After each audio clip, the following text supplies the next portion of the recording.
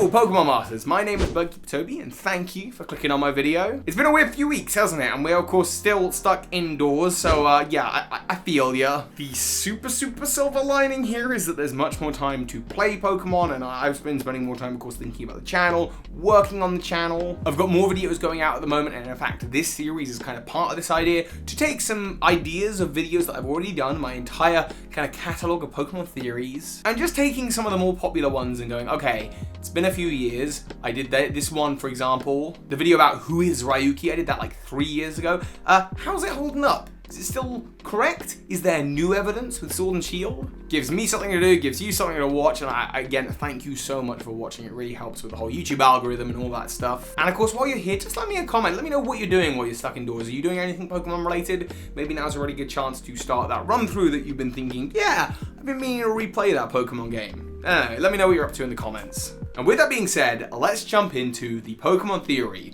Who is Ryuki? Now, I came out with this theory on December 1st of 2016, and I'm wearing my Alolan Festivities jumper. I love that thing. It's great. I'm sorry that's never coming back, but it's great. And of course, this was right after Sun and Moon had just come out, and one of the biggest mysteries of the whole game is, who is this guy? Who is Ryuki? What is a Ryuki, and where do they come from? Because they mention being a musician who's come from another region. They are a rock and roll legend who uses dragon Pokemon, and this was particularly crucial to me because my theory at the time was, while there's not a lot of good contenders for other characters that might be related to Ryuki or any indicators about where they've come from, I did kind of briefly consider the idea of maybe they were related somehow to Mirror B, another musician type character from Pokemon Coliseum. I ultimately landed on, is it possible that they are the character of Benga, being Alder's grandson from Pokemon Black and White 2. Now, why would I think that? And the crux of the theory was threefold.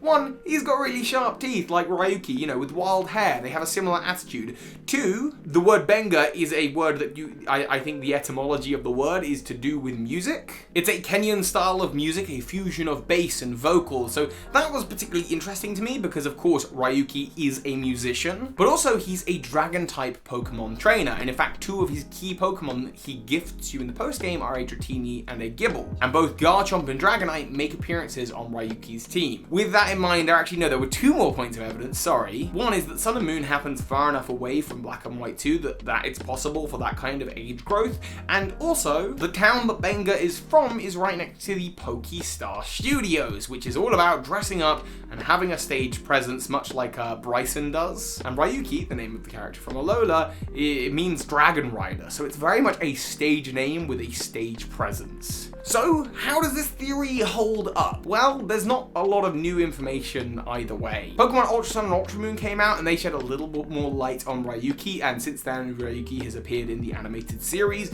We don't know that much about him. He becomes the gym leader of the Cantonian gym in Alola, and he claims that he wants to become a gym leader in Alola when gyms start becoming a thing, but we really don't know more than that. There's no reason to think that Ryuki has come from Kanto. There's just not a lot of evidence to think anything.